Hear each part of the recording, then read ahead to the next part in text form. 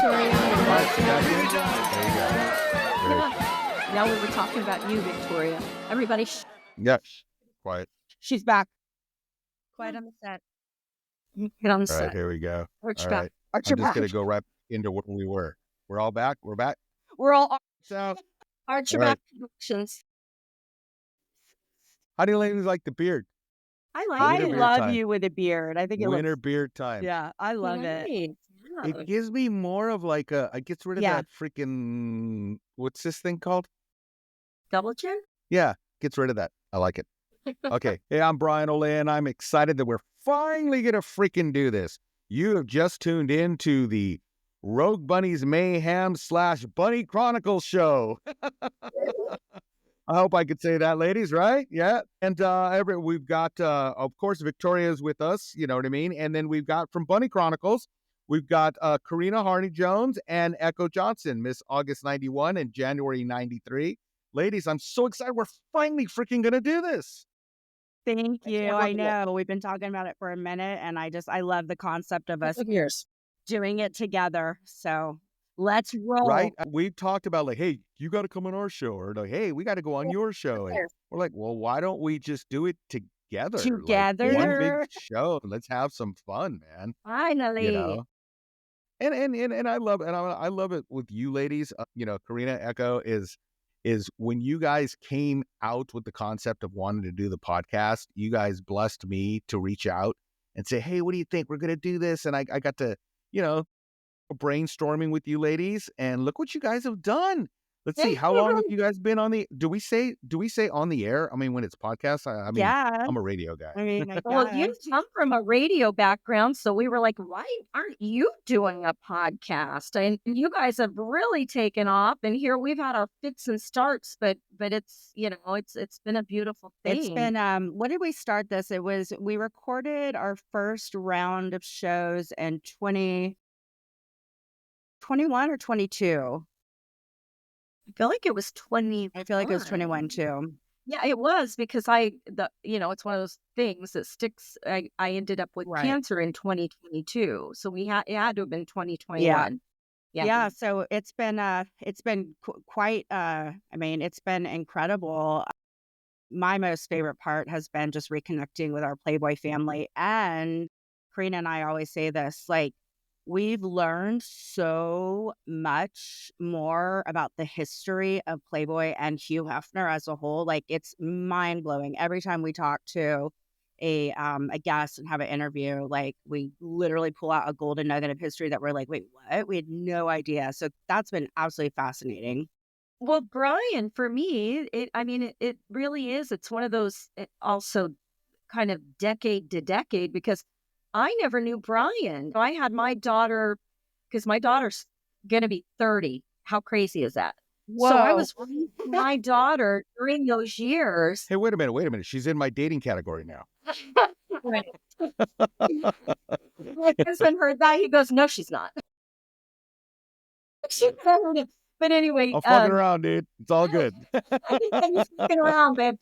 But anyway, what's so funny is I remember when I first met you, Brian, I just loved you right away, which is Thank another you. testimony to the whole family vibe. Same with you. feeling. And we found we had so much in common, and we're like, oh my gosh, how come we weren't hanging out and talking back in the day?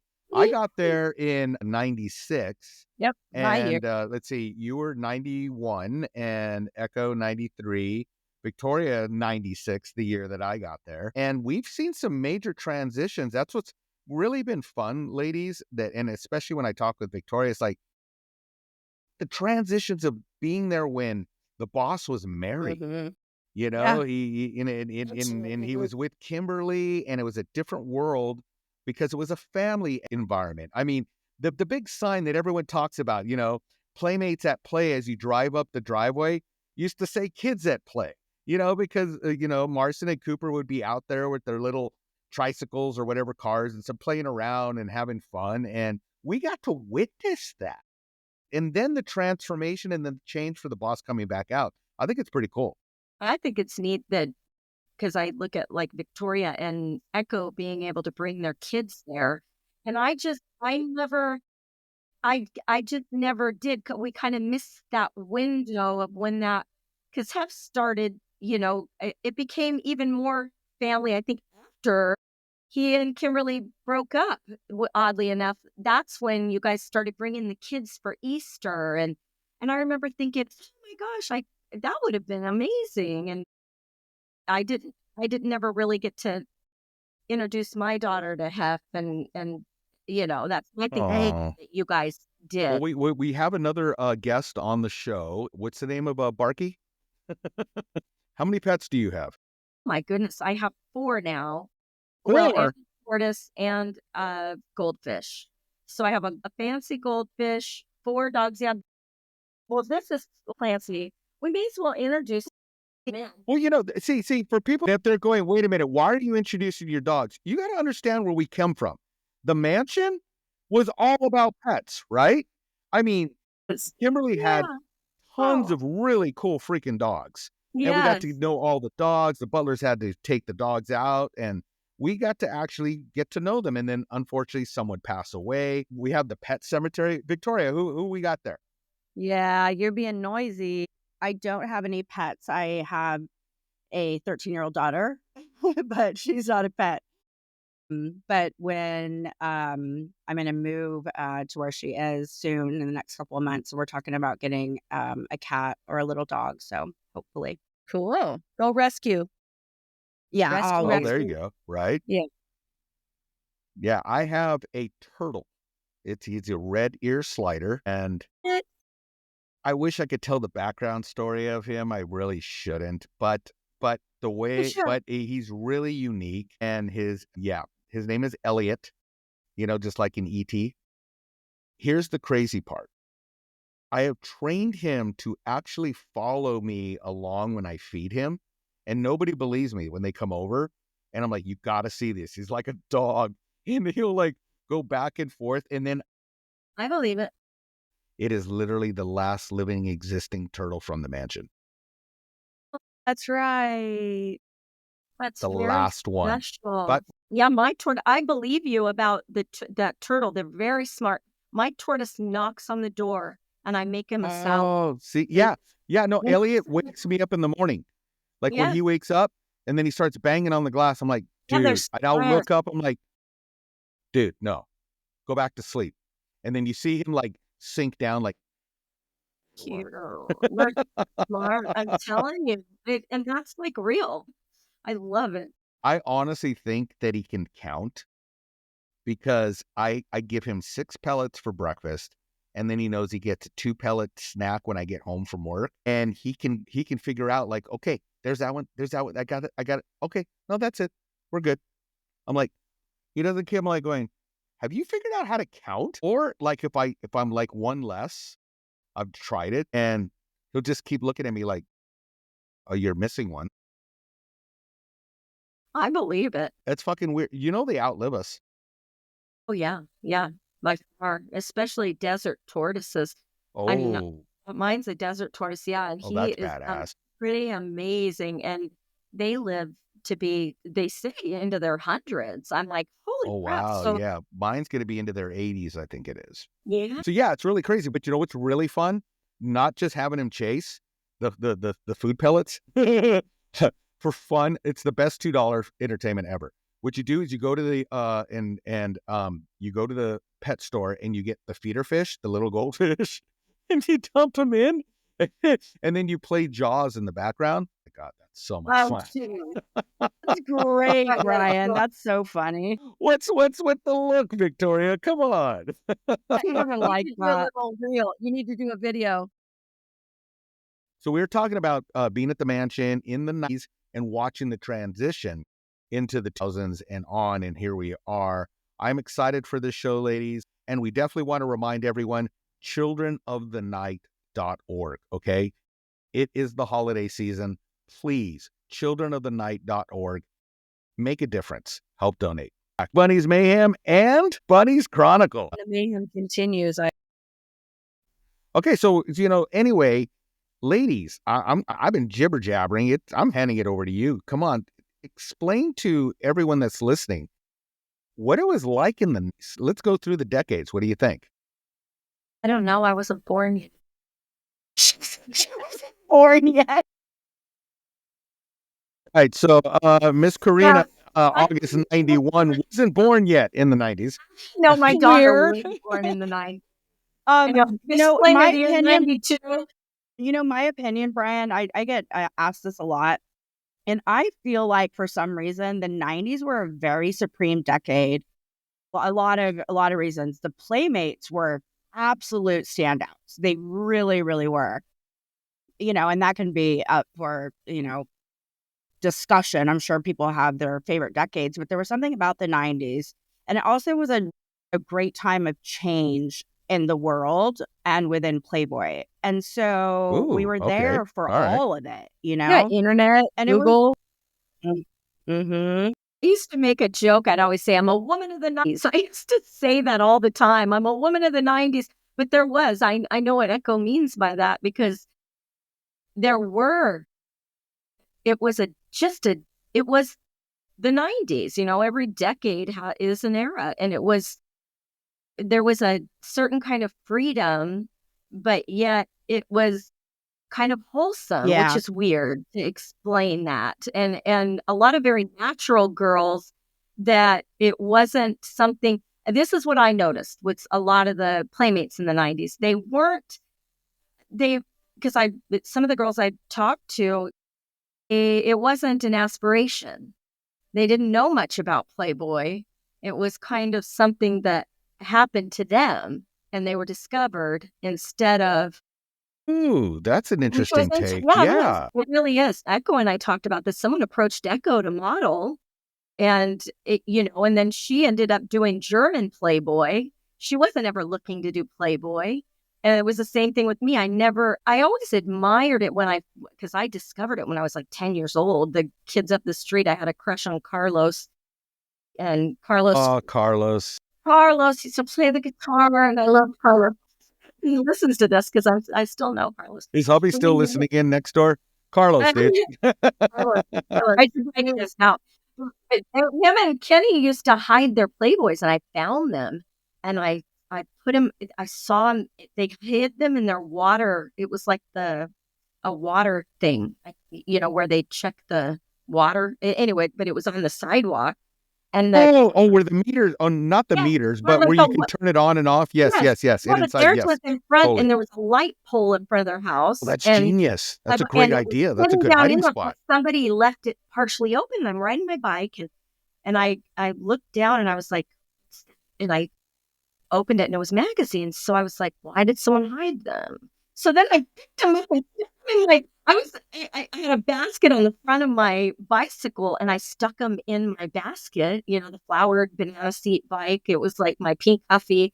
And then I go to the side street where another light pole, and it's like you hide in there. And I sat in there and opened each one, and I was like, I thought it was beautiful. I was like, I didn't know that this was a thing. And then my mom, and I'm 10, my mom out of nowhere asked me, would you ever do Playboy? I'll never forget that. It Wait a stuck out. minute. Did she know that you found this magazine, or I this is thought she totally a did. different, She didn't. This is where it gets just weird. out of the I'm blue? like, she kind of always wanted to do it. And I never knew that about my Wow. mom. And I forget, maybe I told her about it. We were close. Maybe I did. That makes more sense to me. I always remember it as I thought I was in trouble. And then, so maybe I said, Mom, I looked at Playboys. Do you know what Playboys Can't you are? see Karina with her curly, massive hair on her pink bike, pedaling fast with all the Playboys in her basket? It's even funnier as I put them back, and somebody had seen me with Playboys stuffing them, and I'm 10. My gosh, it Well, is you're fun. 10 years old. You're discovering the Playboy, right? You've got the beautiful, massive curly hair going on. And then I could imagine the conversation. Mom, I found this magazine. So hair keeps growing in other places? With the whole, every bit of it. I think I was more impressed with the fact that it folded out, that I figured out that each one of them had these things that folded out and they were nude. But I remember thinking they were beautiful. I didn't think ew, gross. That's what's so even weirder. I wasn't like, I was like, Do you remember who they were? yeah, they were all beautiful. I just thought they were Do you beautiful. remember which Yeah, Playmates that's they so were? funny. Victoria. I don't, but it had to have been the 80s. It was the 80s, early 80s. So what's even funnier is, I met each one of these playmates. I'm sure of it. That's But I cool. wished I had remembered. I just remember thinking, oh, and then looking that they were real people.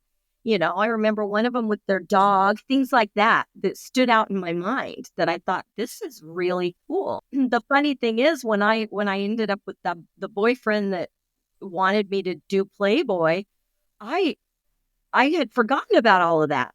I mean, that's years later, and I was almost offended, because here I was only, what, 16, 17, and he's like, "Would here's an ad, there was an ad in the paper to be a playmate."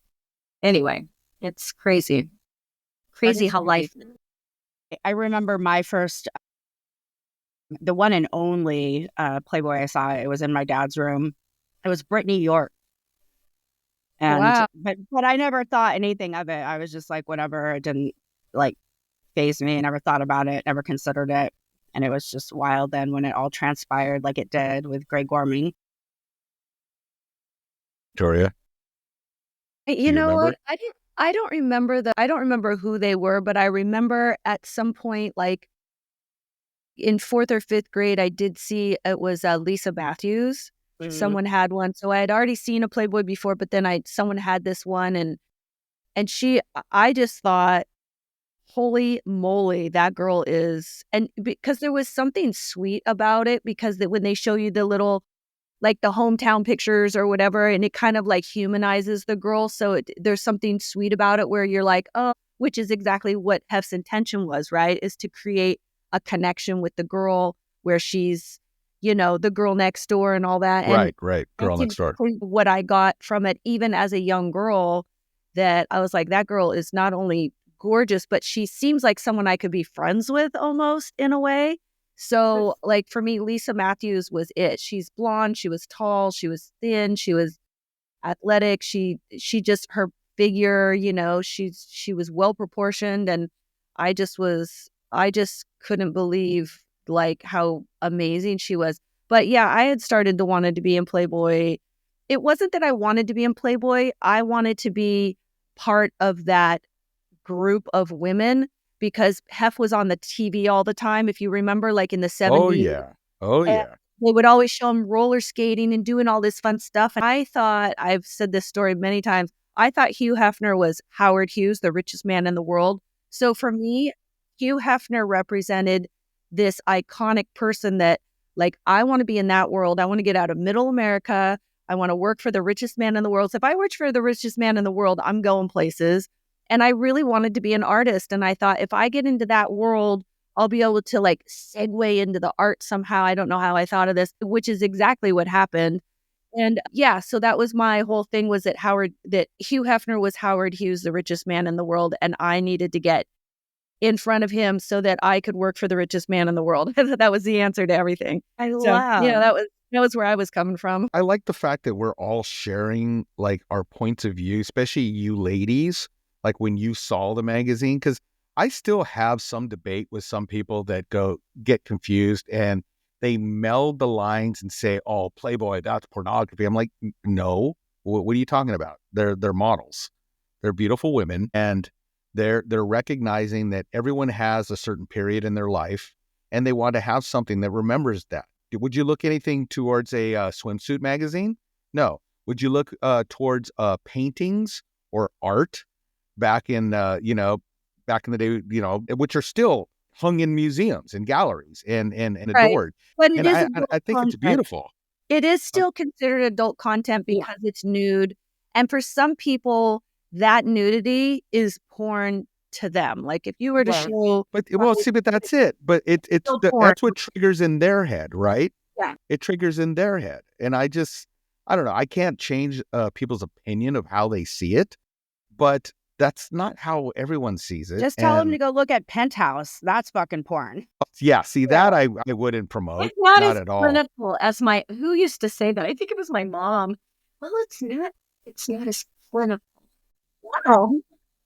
We're gonna take a quick break right there. I love that, Karina. It's not as clinical. That needs to be a T-shirt. Victoria, let's work on it. It's true because I had told Echo a story when I was in the mall, and these girls, and I was only 18. I had posed for the magazine. I'm walking through the mall after all this, and I'm the hometown. Everybody knows about Karina being in Playboy. And these two girls said, they walked past me purposely so that I could hear them. And they snickered and they went, "There's the girl that spread her legs for Playboy." And I Oh, was thinking it hurt, but I was like, you know what? I did not. I did not spread my legs. I didn't spread my legs. Anyway, so there's the difference, right? I mean, I I became was Playmate thinking of the about that. Year. Bam. yeah, yeah. And then Victoria, it's so cool that you and I have discussed this, how you ladies are all part of this amazing legacy. And Victoria, you've taken it with Rogue Bunnies to continue on. And the NFTs aren't nude. No nudity with Rogue Bunnies. And the reason for that is because I wanted to keep it mainstream, because I wanted to be able to connect with people all around the world without having to be put into a box, which we've been put in for so long. And I just thought it was time to be out of the box. So in the box, out of the box, whatever the box, but no box here. We don't show the box. So no. Yeah, no nudity, to keep it mainstream. And also because I feel like most of us girls have evolved, and I just don't think nudity is a part of us. We don't have to show our sexuality and being beautiful. We don't have to take off our clothes for that. I wanted to prove that, to everybody, that you don't really, you can suggest it and that's pretty much enough. You know what I mean? Like Hef did it correctly. Yeah. You can't match that. Yep. I love that, Now, Victoria. both of us, all four of us, we're all doing a podcast. We all have our shows. Let's recap again. Echo, Karina, Bunny Chronicles. I know, Echo, you and I had conversations. I remember you used to call me late night and go, "I got this idea. We got to do this." But I think for the listeners, right? Let's retell that story. Let's talk about how you ladies got to where you're at. I mean, you guys have been killing it. Well, thank you. Thank you so much. Yeah, I mean, my God, it's definitely been a passion project. And I knew nothing about podcasting, how to do it, whatever. I just loved listening to podcasts. And I had gone to Vegas to do I don't know, it was an autograph convention. So I had gone to Vegas and stayed with Karina, and we came home that night after making about $10. It was one of the best conventions ever. And Karina was like, "Are you a bourbon girl?" I was like, "Hell yeah." So we sat around her fire pit and drank, I think, 2 bottles of bourbon. We drank a lot of bourbon that night. Yeah. Japanese. It was so smooth Japanese. and good. And I started talking to her. I said, "Look, I have this idea and I really want to do this podcast, but I need someone to do it with me just because I felt like it would be a better show and I needed somebody with name recognition as well. And just to be able to kind of bounce off of, I just wasn't comfortable to do it alone." Karina didn't want to do it. She was very hesitant at first. She really wanted to do a documentary, and that's something that we hope to do down the road. That's definitely Karina's arena. I never was involved in acting. Arena. Karina's Karina's arena. I like arena. that. And after explaining to her, like, look, it's just like it's important, Hep is gone and that's over, and this will never, ever, ever be again. And it's history, and people are fascinated by it. Let's do this. So she, said, "Let me sit on it, let me think about it." And it was a good 6 months of just come on, encouraging her. And then she got on board and we went to LA and recorded shitbox studio that ended up erasing 4 of our shows, including yours, Brian, with the Butlers. We didn't, and they, That was a fun show. I That was a know it blast. was Yeah. the best. But yeah, it's just been so gratifying to me personally to be able to bring this to the world, and it's being really well received. Our YouTube channel just got approved for monetization. People really love the video content. That's And, awesome. just a plethora of guests. I mean, everybody from, Playmates to Playboy Corporate, obviously Playboy Mansion staff. And we have such a long list of people still that we need to record with that are asking all the time, when are we going to record? When are we going to record? So it's a labor of love for sure. It's a passion project. It's a lot of work, but I'm loving doing it, and I'm just really grateful to Karina that she stepped in and came on board with it. And I think it's been as gratifying to her. As you know, she got sick after we did the first season, and I decided to co-host Playmates, and so I had Kathy St. George come in and host. That was incredible. I had Carrie Yeazel come in and host. That was incredible. And it's just food for the soul. It really is. I'm loving it. So proud of you, Echo. Seriously, so Thank proud you. of you.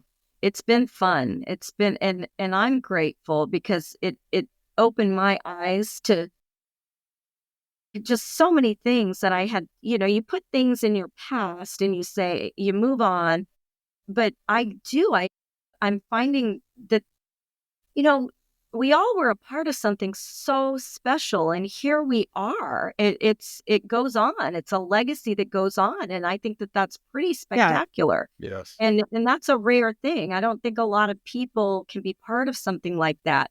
And echo to what you said, about starting this, and it's your vision and it's your passion. I thank you because there were memories that I'd forgotten and things that, nobody's interested in my world anymore.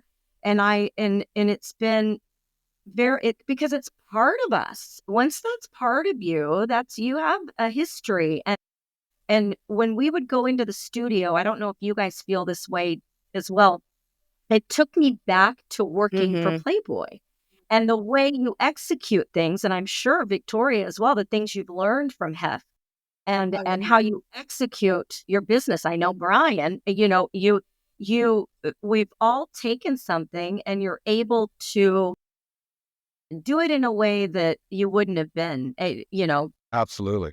it's incredible. That was fun when we had makeup from the makeup artist that did all the girls' Playboy makeup makeup. artist. I mean, Sarah and Michelle, and I never worked with them. I worked with makeup artists that had since retired, and they're the ones that probably retire more than everyone else that's worked for Playboy that stayed for 40 and 50 years. But so I didn't get those makeup artists, but it was a pleasure to meet them. Alexis yeah. Vogel was one that Yep. it was a privilege Who's to the work with. best?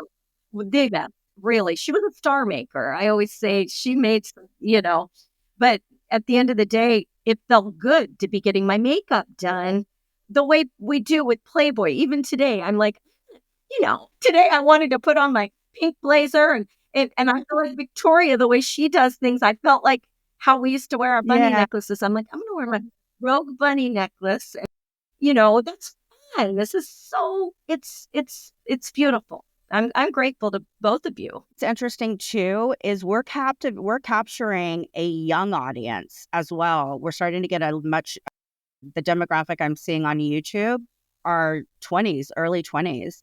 And I love that they want to know and learn about the history and legacy of Playboy. I think it's fantastic, because as we all know, It's definitely an iconic period yeah, that I don't want to say can't be replicated because you always want to have hope. But it's just like I was talking with a friend last night going, hey, our friend Marcus, Victoria, and Sure. yeah, Marcus Chirac. So we're sitting around talking and he goes, oh man, if I could win the lottery and hey, we could restart it and get a mansion. I go, but do you think it'll be the same, bro? I think it's when the boss was alive and what he had created. It's just like, could you have parties at Graceland again? Yeah, but they're not the same without Whoa. Elvis. What are you saying? What are you talking about? What about our I'm saying that era is iconic and needs to be preserved. Now we take what you ladies were talking about, the things that we have learned from the boss, and then we create something new.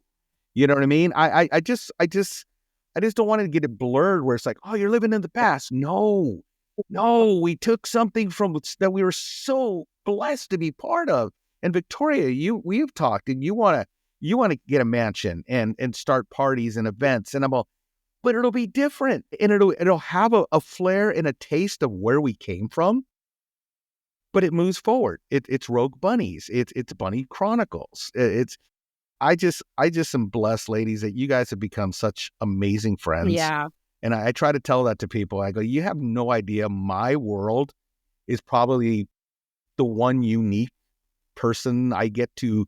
I mean, we all got to work with you ladies, and everyone, had jobs, and I'm not the only person who worked at the mansion. What I mean is the relationships that I got to develop with you ladies, plus because I got to do radio, so I was allowed to get a lot more personal and have fun times or hanging out and stuff. So you've all become my sisters. And I explain that to people. I go, it's a huge family. It's crazy. I am like the big brother with the hottest freaking sisters in the world. Indeed.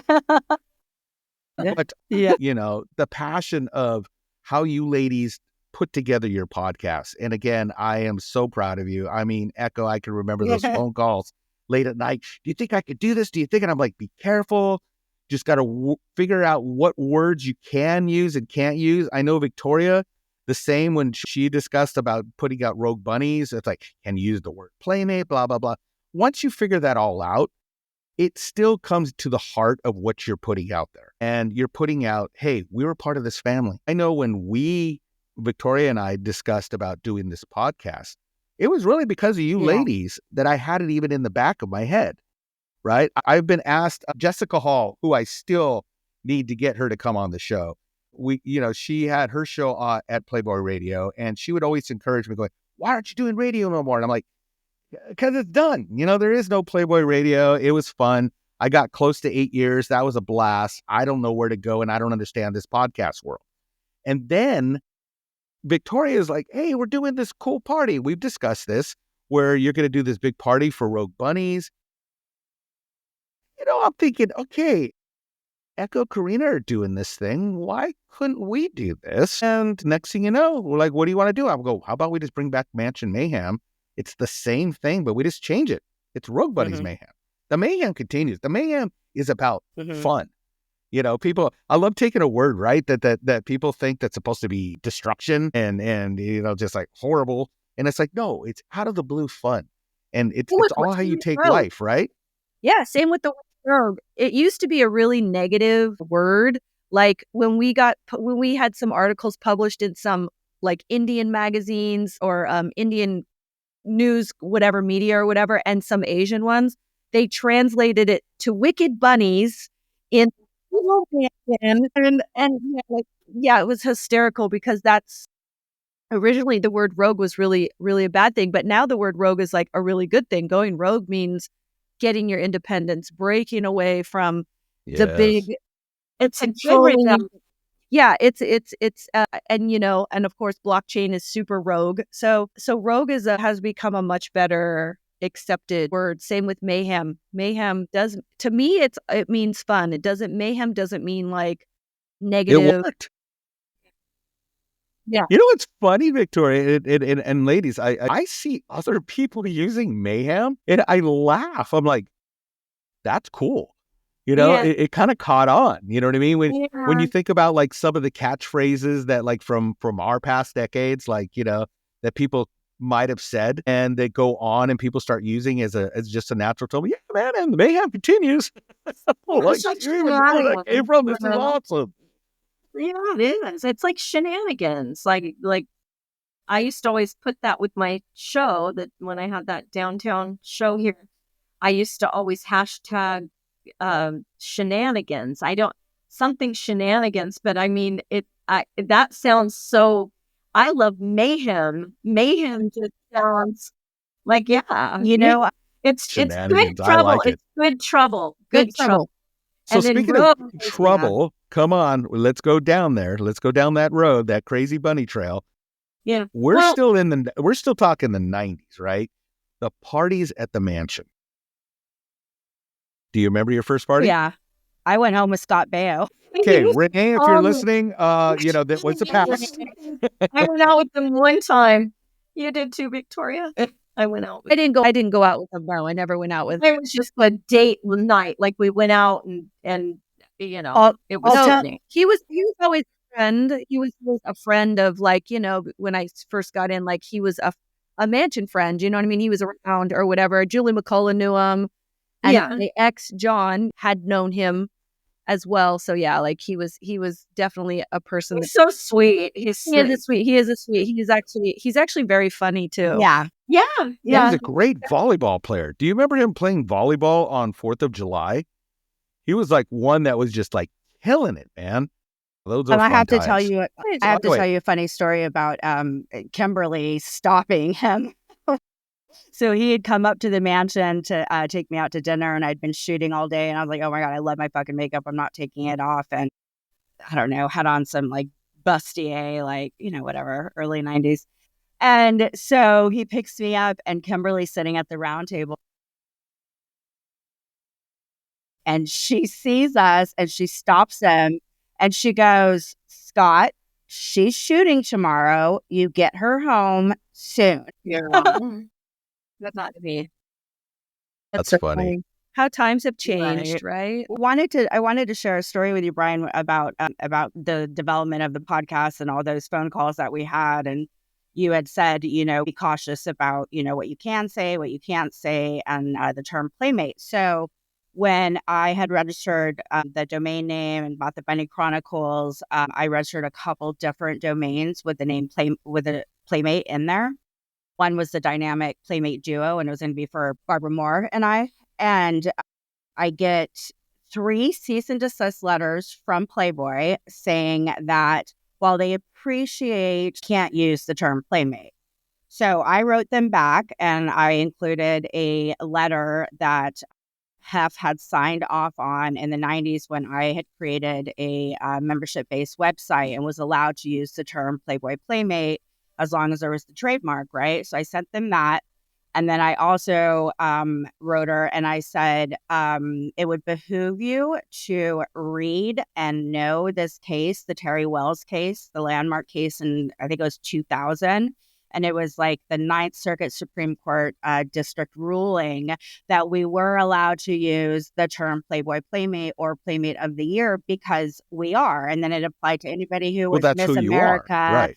Any title that you have. You are. So I basically told her to go fuck herself. And then I never heard from her again. Well, I think as long as you're not selling Playmate clothing or Playmate, like if it's on a product that's a commerce product that, that you're selling of some kind, that would be infringement. Yeah. But you doing a show. Yeah, but she thought I was just like an idiot and I was going to like cave. And then she's like, we're happy to compensate you for your domain names. And I was like, no, I'm not relinquishing. Here's the case. No. Here's the letter. Fuck off. And I never heard from her again. There is always going to be some that are like, don't understand it. And I think that people that have been listening get, or at least I hope they get, that the intent of the show is to really just give everyone a voice. I mean, unfortunately, and I don't want to go into it. I really don't. I'm just going to make slight little mention that, unfortunately, some things came out that were in a negative light. And we were going, well, yeah, you might have a handful of negative over here. And you've got hundreds of people with great, fun stories that we got to be part of.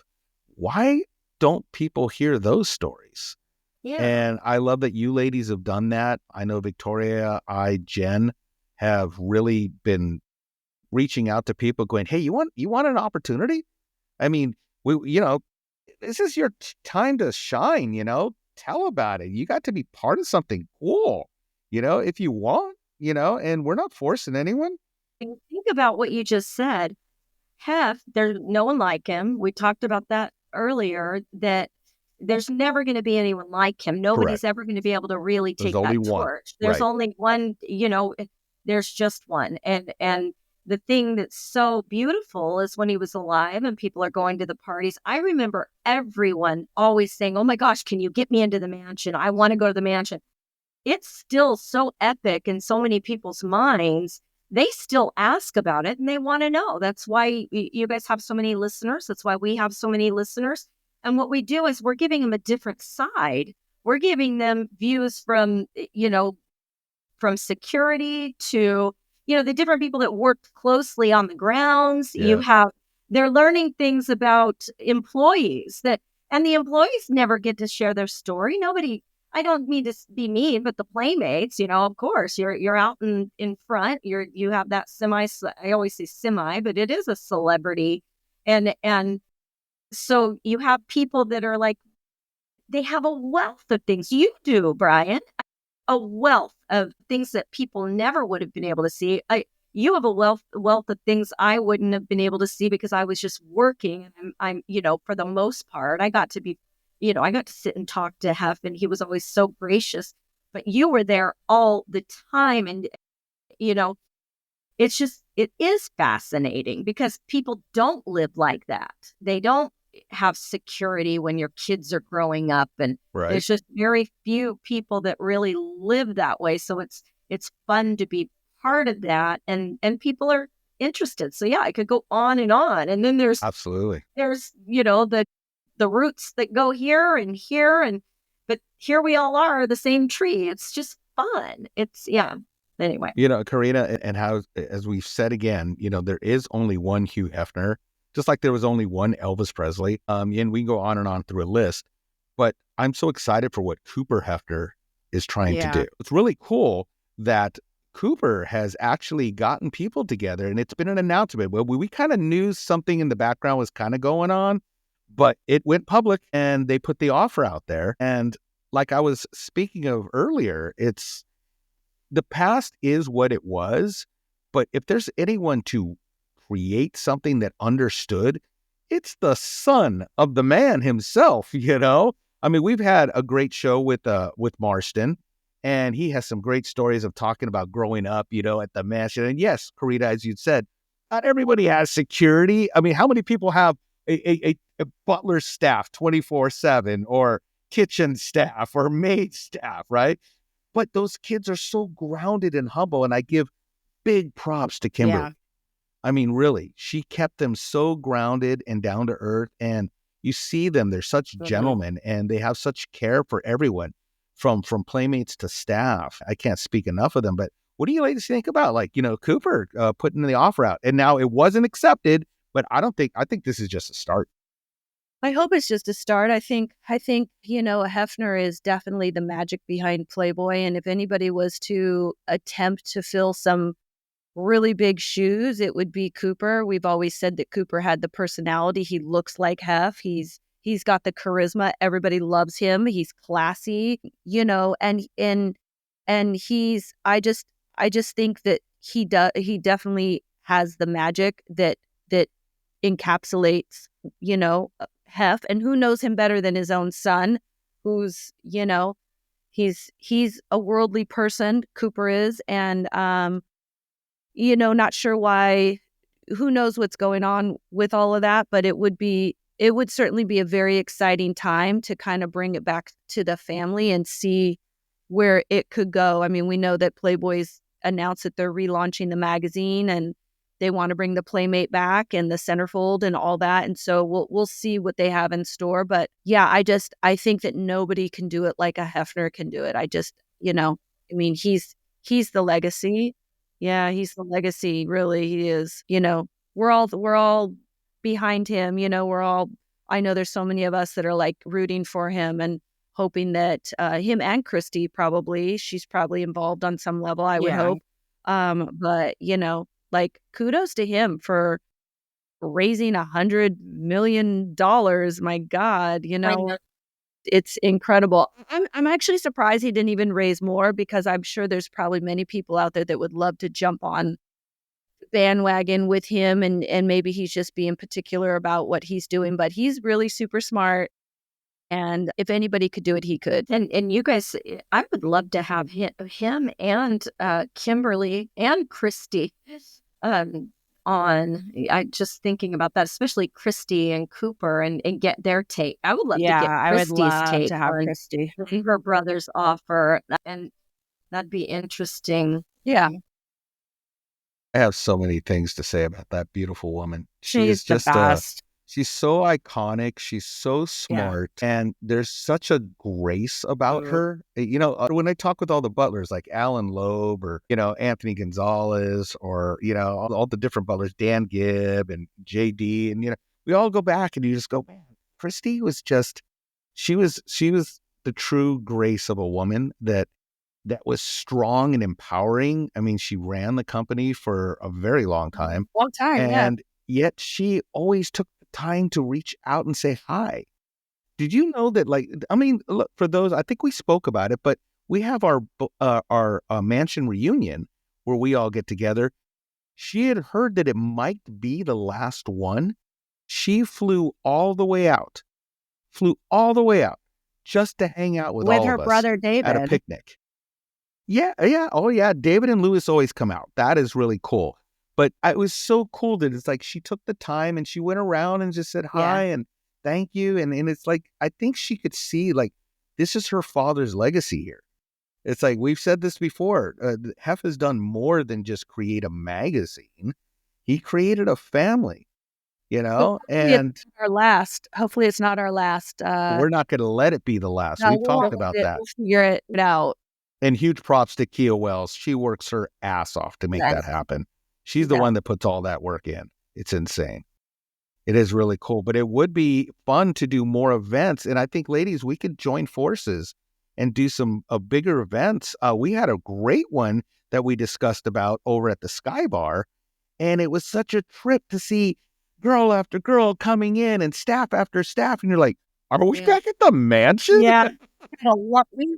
There was 750 people. It was at the Sky Bar, the Mondrian. 750 people came through the doors. There was 25 centerfolds, playmates, and, a bunch of the regulars from the mansion. I mean, so many people were, Jimmy Van Patten. I mean, you know what I mean? Yeah. And Joel and Allison and Marcus I Sherrod. love those kids. I swear, Joel and Allison, just you see them and you light up and you're like, we're back in the dining room at the mansion.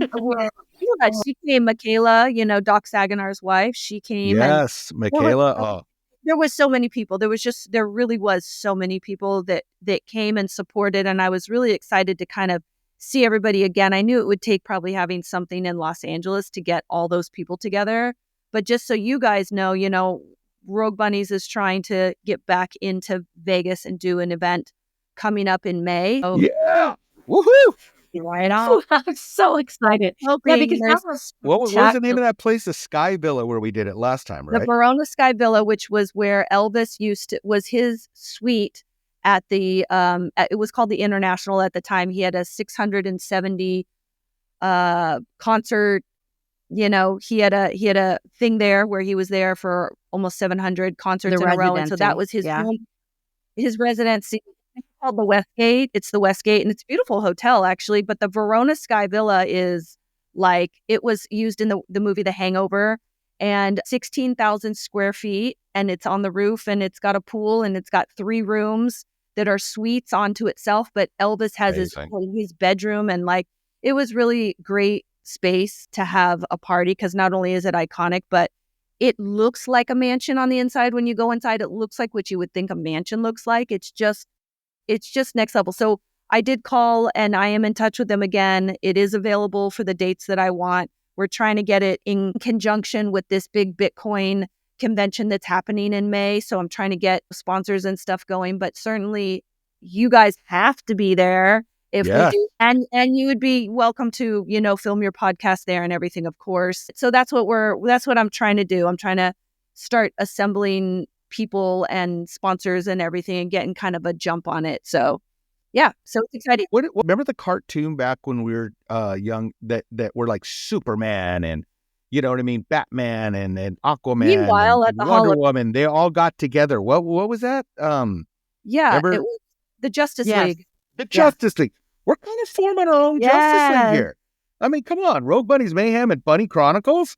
Look, come on, joining forces. And I think we need to encourage more of those, of our sisters out there and that are like pushing on something that we are. It's like, let's join forces. Let's keep things moving. Because I think there is power in numbers. Yeah, I really do. Absolutely. We're doing it. So how about you ladies? Do you guys have any events or anything that you've been working on? Getting geared up to do a whole other round of interviews. We got access to a great studio. So over the next 3 to 4 Cool. months, I have 20 people on the list that want to do an interview. So And we have some other things in the works that we can't talk about yet. We all, again, lockstep, take each other's arms and move forward with things. We have some good things coming. yeah. Yeah. Yay. And then merch. We have merch. Shirts for us, but Victoria, do you think we could get shirts made and start Yeah. offering those to people?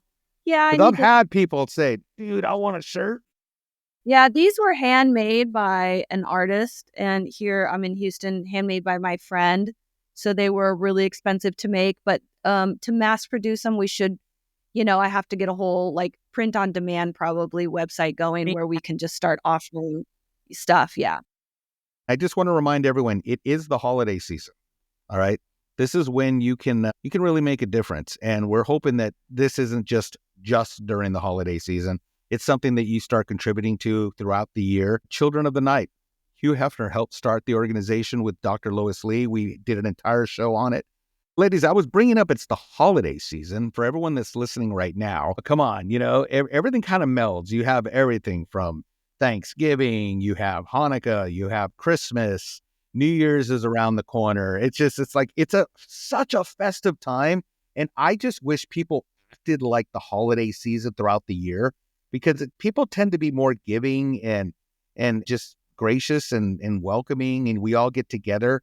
Do you guys remember the holidays at the mansion? I Yeah. was never, I know Victoria definitely, but I was never there during the holidays, just for parties.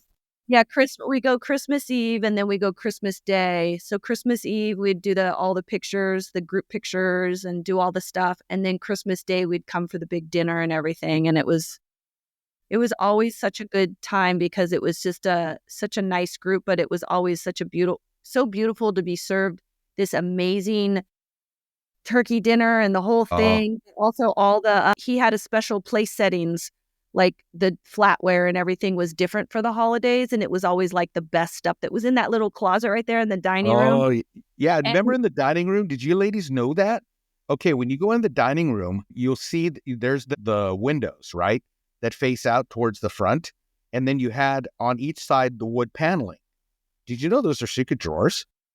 Yeah. They opened up. Someone showed me that. Yeah, Like, they opened up. There was a special button you hit inside the silver closet, and those things would open up, and all the special bucciolati, all the we had in the safe in the kitchen by Chef Carter's desk was a safe that had all the silverware, but all the plates and the cups and the glasses and all that stuff and the coffee mugs, and it's just gorgeous stuff all got brought out for the holidays. That was fun. I agree, all that Victoria. sold in the auction, which was really weird. The auction was really weird to see all the things that we used to sit on and be around for all these years were now at this auction being like dispersed around the world to people who were buying them at the auction. And I wish I had bought the flatware and the glasses. It all came in one, like they sold it all as like a lot. And it didn't even go for that much, like what, $2,000 or like some freaking amount. I'm like, oh my God, you can't get this whole set like this at Macy's. Yeah. Yes. It was. I mean, so iconic. I don't understand any of that. It makes me so sick. A lot of it went I always imagined, really high, and then some stuff nothing. Yeah. I always imagined all of everything there being behind velvet Yeah, in a ropes museum. and it being a museum, because Yeah. it would have, so many people would have shuffled through to see. Yeah, it should have been like Graceland. There's all no of reason they couldn't have made a contract Well, with all the shuttle buses that go by and do the tours. Oh my No reason gosh. they couldn't have made a contract with a certain shuttle company, had that go up into the mansion grounds, and then do a quick tour. That would have been great. People would have totally paid for Hard that. to me that never. Hey, And what happened to all the photos? I do wonder about that. All those photos. There's so many I know that I wish I had, like with Wesley Snipes and all these celebrities that I remember getting my picture with them. We didn't have cell phones. We didn't have any of that. Are you talking like Victoria said, the scrapbook? Or are you talking about like all the photos that used to be up in the hallway upstairs? No, but I mean, as a guest, I cannot think of It's her. She's Elaine. leaving my head. Elaine Lodge. Elaine Yes, Lodge was in all the charge. photos of everyone Yeah. that came She did a through. lot of work and made Yeah, sure that so everything those was go, tagged yes, with if everyone's he had name in the put back. those in his scrapbook, then where are The all of HMH those Foundation. photos? Okay. Enough Yeah. said. Yeah. So, but back to the holidays, I was just talking with one of the butlers the other day, and we're like, wow, we'd be getting ready to put the Christmas tree up. I go, this is what would be going on. And that was a blast. I mean, it was so fun because I remember everyone would go, oh, I want to do it. I want to do it. Everyone would get excited. And it was almost like what I remember. And for anyone that's, younger listening going, what's tinsel? Tinsel was a big deal. The boss was all about iconic, you know what I mean? Real Time Christmas. periods. And Yeah. remember that Christmas tree? Did you know we had a Uh-huh. rule? Mickey Pearson is really the one that kind of orchestrated that whole thing. And he would get some of the butlers like Kia Wells and DeAndre and Bryant and, Carlina. And each piece of tinsel had to be put in one by one. And it took a few days for them to decorate that. You had do you remember the train? The Train. whole Yeah. train that went underneath? I mean, Did we keep that up for the New Year's Eve parties? Wasn't it still up during New Year's Eve? they would leave it up. Correct. And then, Man, but that's why when you're telling me this, it's been so many years. I didn't go like I wasn't there all the time, but I remember, was it, or maybe it was yeah, never mind. I'm like, no, I was at the Midsummer Night's Dream parties mostly. no, the tree was not up then. No, it was not. I'm even thinking of no. So I just realized I was never. I didn't felt like I was at a New Year's Eve party, but I think I would remember. It may have been a picture you showed me then, Echo, of New Year's Eve. I remember the tree because I was always there in the summer. When I look back, I was. Oh. I never missed a Christmas. So my family always had to celebrate all my holidays, like just before, just after, because I'm like, well, I'm gonna be Yeah. so Christmas, New Year's, Easter, Valentine's Day, Super Bowl, any of those milestones, Hef's birthday, his Casablanca night, all those things. I was unavailable to my family, and they were all on board. They're like, we totally understand, which is fine because my mom would be able to buy the turkey on sale, right? Because it was like the day after or whatever. Yeah. But yeah, so I never missed from 97, which is when they opened the parties back up. Well, 96, the New Year's Eve, I went to New Year's Eve the night my issue was out. But from 96 until then 16, I guess, is when he kind of stopped the parties. It was really like a year before. I went to every single, I don't think I ever missed any of those events because I was like, you never know. One day it's not going to be here. We always said that, we'd go on a Sunday and we'd have dinner and a movie and we'd be able to walk around the grounds, and I had my daughter there and everything. And I was, I always thought, one day it's not going to be here. So I always wanted to just take a breath and like really absorb everything because there was something really special about that property and the energy that like he brought an energy to that property that's like really you can't explain. And it's still there. I mean, Brian and I were not too long ago up on the property and we were, for me, it was still there. It was like, oh, I still feel there's just still something about that property that is just, it's a very, it's an incredible feeling. It's a great 6 acres. Let's just put it that way, like 5.4 acres or whatever it is. It's just the most incredible land in that area, and the trees and the foliage and everything. It's really its own country almost. You know what I mean? You really feel like you're stepping into something else. It should have its own code. It was therapy for me. I remember that was the first thing I would do when I was staying there. And of course, Kimberly, the most I was ever there was when Kimberly and Hef were married. And I would it felt good, like you just said, just walking being around. I loved those spider monkeys and getting in there and feeding them the grapes. And I would hold it as long as I grab could. the little hands. Hey, Karina, Yes. will you share the story? Because it's such a great one. Will you share the story of you finding out that you were going to be Playmate of the Year when you and Christina Liardini were walking down the pathway and Kim came up? Please. Oh my gosh. Yeah, that was That was funny. So, the fountain in front of the entryway, and then there's the pathway that goes to the bungalows or to the game room. Well, we were walking that pathway, Christina Lardini and myself and Kimberly, or no, she walked up to us. She came out the front door and kind of met us. We were walking, I think we had left the game room and we were coming in to eat or something. And she goes, Karina, it is funny because Christina is adorable. It was before we found out we got Playmate of the Year. It was before then. And none of us knew, and it was getting close, and all the girls were like, everybody wanted Playmate of the Year. And Kimberly goes, Karina, you're just, when I look at you, you're like just an angel. You're like a little cherub.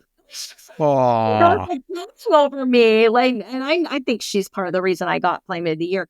But Christina, gorgeous. She's my gorgeous, all-time favorite. Yeah. To me, I'm like, that's Playmate of the Year. But she goes, what am I, the devil? No, didn't she say, what am I, chopped liver? I mean, the way she was like, oh, Corinne, you're angelic. And Christina goes, what am I, the devil? It was so funny. It's amazing. I'd love to talk to her. I'd love to get her on here. I love Christina. Mansion. Yes, Thanksgiving, Christmas, the whole place just smelled amazing. I mean, we have all the greens on all the sconces that Mickey would put up, and we'll have all the big giant red bows, the Christmas tree, just the smells everywhere, the kitchen cooking. Waldorf salad, I never knew about it until the mansion, and it's the one thing I had to have every year, the Waldorf salad. But then the big setup, New Year's Eve. Oh my gosh. So fun. That party. I mean, I have a picture that's been floating around. What do you got there, Victoria? I don't know if you can see it, but it's a picture. Yeah. It's so funny. It's taking our background out. But this is Cindy Rakowitz and I on New Year's, turning from 1999 to 2000, which was an epic party. Oh my gosh. What was so epic was, of course, Party Like It's 1999 song, by Prince. Like, I think they do you remember where we're all supposed to like implode? Remember? That was Y2K. Yeah. Do you remember? I remember we had the big clock up. Remember the big clock that we would set up in the tent? And Hank would set that big clock up, and we're all sitting there. And I get excited because I've talked about this, getting to do the confetti cannons. But everyone's just staring at the clock, and there was that anticipation. All right, we're all going to yell Happy New Year's, or are we about to all freak out? Like, what's going to happen? Exactly. The world will shut down. Like, what did you think? And what's even funnier is we didn't really have cell phones the way we have now. We didn't have any of the technology we have now. So what were we freaked out over? It's so funny to think about. Remember, wasn't it something about, I don't remember exactly. It was like the internet was going to go down. Wasn't it something about like the when we zeroed back out, something was going to mess up or something? All the computers were shut down, and it wasn't going to understand how to do the 0-0, and we're going to lose all our information. And yeah, that was a crazy party. That was fun. It was ridiculous. But I remember when I did my first New Year, because like I said, I got there in 96. My first New Year's Eve, everything was all very beautiful, elegant ball gowns. Everything was black tie, ball gowns. And to see that transition from when the separation happened and then the boss brought back the lingerie, it was like, wow, that transition was fun because seeing some of the New Year's parties where some of the ladies still came in ball gowns while the others are showing up in lingerie. We're like, whoa, what's happening here? I always wore a gown, by the way. I never wore lingerie, ever, ever, ever, ever. Even at the Midsummer's party, I never wore lingerie. I either did body paint or I did some other thing like more pajama-y like, but I never ever wore lingerie to the Playboy Mansion. Bikini was as close as I got. I just never felt comfortable walking. I didn't want to be adjusting like weird stuff happening, So, yeah. Okay. I wore the ball gown. But you were in body paint. I did do body paint. I don't understand the body paint is being completely nude with just paint on. I had lingerie painted on. I just wouldn't wear lingerie. So go for it. Yeah. Echo, Karita, did you ladies ever get body painted? No. Oh, I I would have did. loved to. No, I was before all of that. That was kind of a new thing. That's another thing Karina that's kind so of never. cool. So the reason why I had body paint was because Mark, who I introduced, so there was a body painter before, and then they got rid of him, and then I introduced my friend Mark, who was an incredible photographer, body painter, and he came in and he became the guy that did all the We body paint. talked Mark Fraser, right? Mark Fraser did all the body paint, and he that wasn't even his business. He created an entire business off of it after doing Yeah. them. And he Yeah. was making a shit ton of money. But every time there was a party and I didn't have an outfit, I would say, listen, Mark, would you mind painting me something? So he kind of saved me quite. He'd be like, okay, you just got to get there 8 hours early. He would put me in the round of girls, make sure that I got painted. And I tried to keep the design easy so it didn't take him 8 hours. It was just something more simple.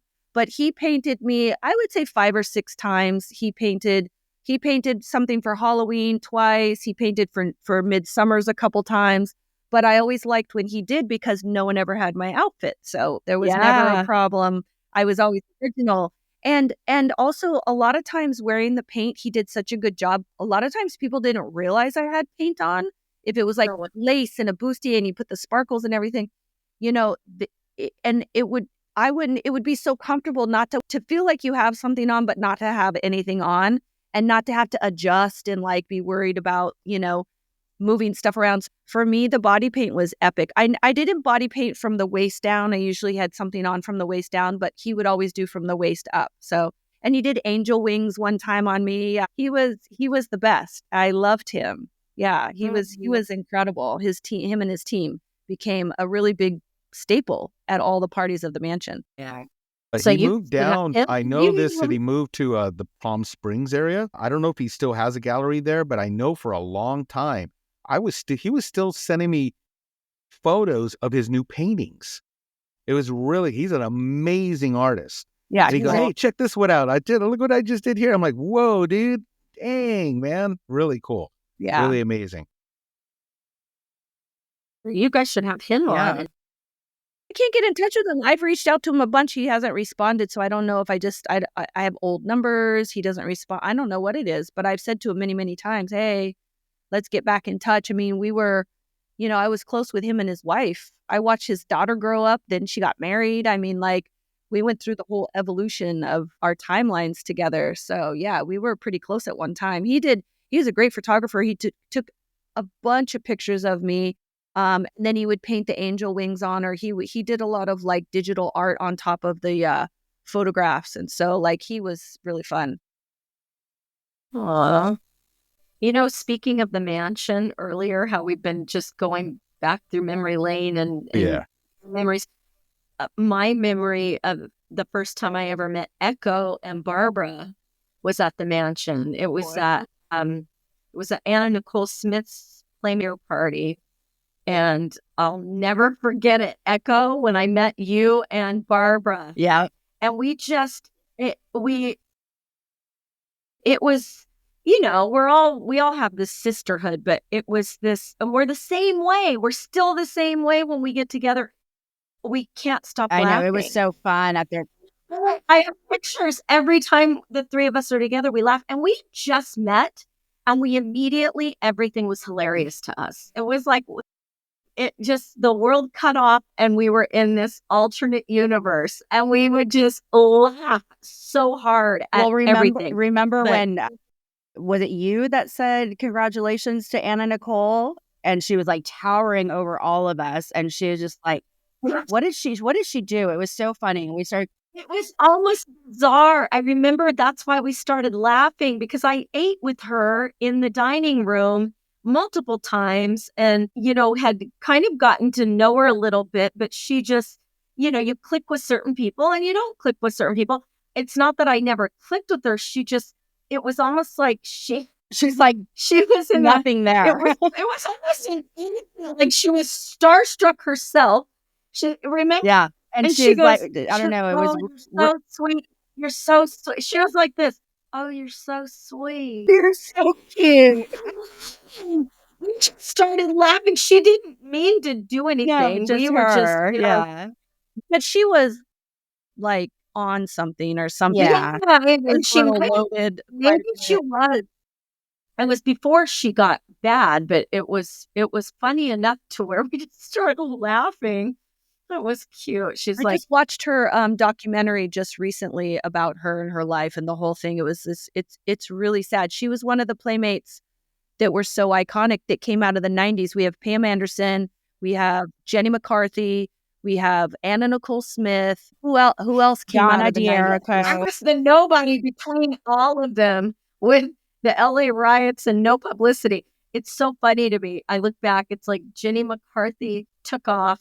All these people, they're like, woohoo. I'm like, I don't know. Nobody knew who I was.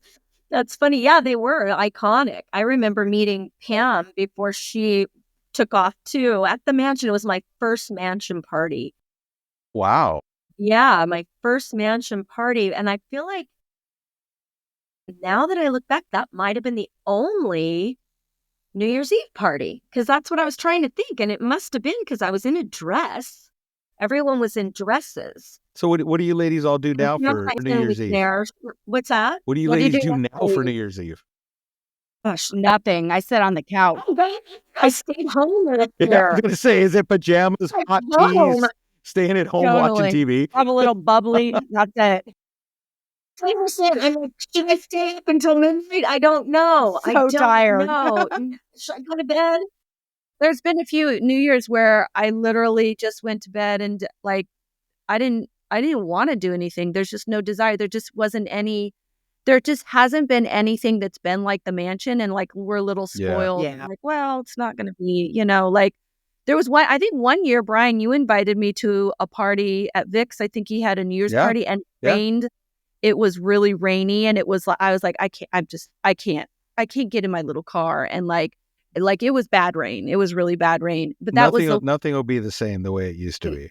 yeah. Well, his parties are Holidays are still to me in my head at the mansion, even though I work for an amazing gentleman and he has his own mansion and we do parties here. It's still like you said earlier, at Thanksgiving, I'll be working.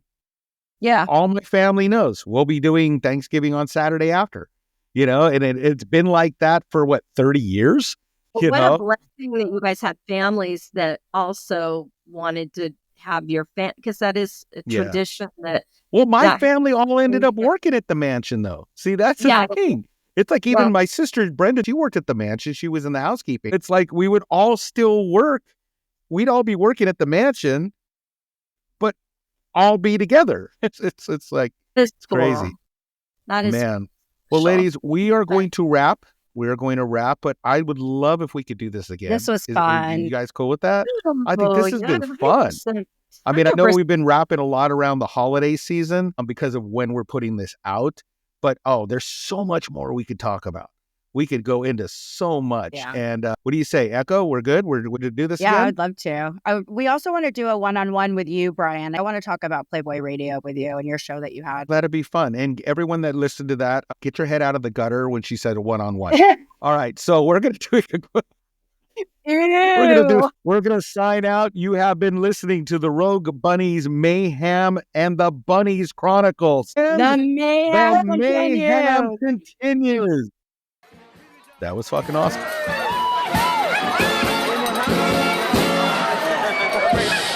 all these pictures. I found this Got Nicole picture. Lorraine. Yeah, All from New Year's, right? that was from New Year's turning 2000, and that's Cindy Rakowitz. Cindy Rakowitz. I love. Well, let's put that in there, Victoria. Let me Lord. bring it back, and I'll bring it in there. Okay? What do you mean? You're gonna show that's cool. Let's bring it in. I'm Okay, saying I'm gonna bring this back in, and then you go, oh hey, look at what I found. You know what I mean?